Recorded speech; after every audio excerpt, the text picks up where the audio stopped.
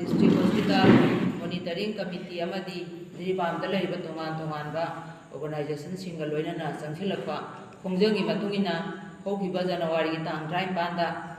hariba hospital asi full fledged district hospital ni haina government la thukpigre madugi damakta aikhoi khongjang changsileba singna amadi Jiribam gi tongan ba praja miyam punamakna hariba order sibu yamna taram oksei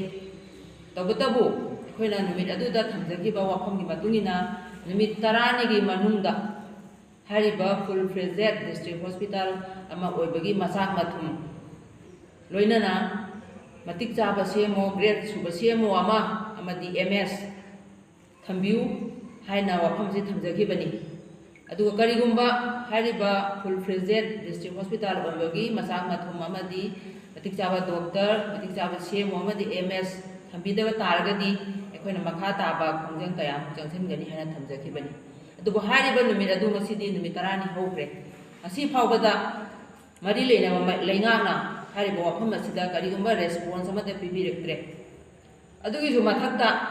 haukiba January gi tang 9 2025 asida doctor tarukha join tawani haina order ma thokre doctor sing adudi Dr. John Abis Ratham general medicine da ani subada Dr. Santosh surgery gi Dr. Priti observation and gynae gi Dr. Sinchom gynae gi Dr. Arun Asapi sina pediatrics ki aiba order si joint secretary health and family welfare na thokibani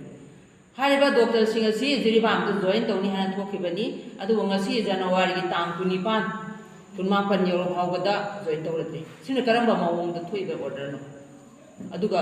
makhona join tawdraba phawbada lenga tumina leisinbagi ahasina karino Jiribam bu thusabi da bra khoi ni hospital bu monitoring committee bu amadi atai civil society organization Jiribam sibu thusabi da bra simu jo ina hamjaningi adugi su mathakta amuka mo January tang 3 ta doctor taruk ama join tawnabagi order ama se thokre taruk tugi manungda manga amadi join tawre aduga doctor ama haibadi doctor Soibam Neha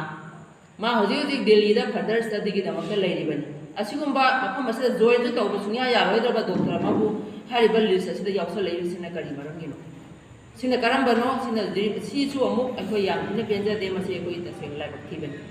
aduna tapadi akhoi monitoring committee amadi atai civil organization singna si hospital si maramda khongjing kaya changchalaga su thauchau sadabagi tasanadabagi poram ireida leire akhoi yam pende nimitarani matam pire phauda kadimda hanna yengtabagi poram ka leire sumdagi cheda tar kanda thabak onadi amda pangthok pekre cheda tabaduna thabak oiba yagadra sungoi oireda thabak ne dona akhoi mayam haiba organization amadi atai praja miyam khudimang na si matang akhoi pendaba du thamjai maram aduna tabiratrabanina akhoi na laliba February tang 3 ahing nongyai dagi total shutdown Jiribam asida total shutdown na lakhok jare du karigumba asida so amuk response matik chana phangdragadi mathangi numit haibadi February tang 3 gi ahing nongyai dagi matam kaktaba economic blockade ama lakhok jare hane thamjai